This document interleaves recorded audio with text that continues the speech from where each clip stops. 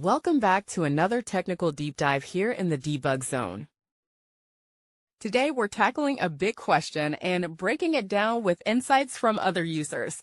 Hopefully this clears up some misconceptions and helps you get the answer you need. So buckle up, stay a little curious, and let's jump right in.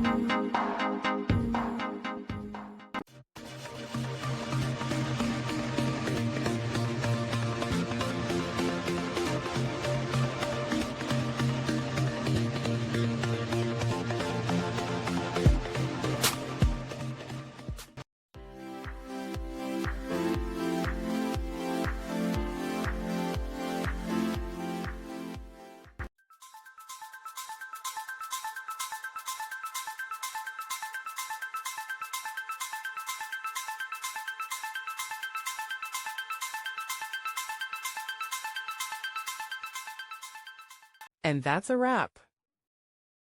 I hope you found the answer you were looking for. If you did, take a second to hit that subscribe button. It really helps out. And let me know in the comments which solution worked best for you. See you next time in the Debug Zone.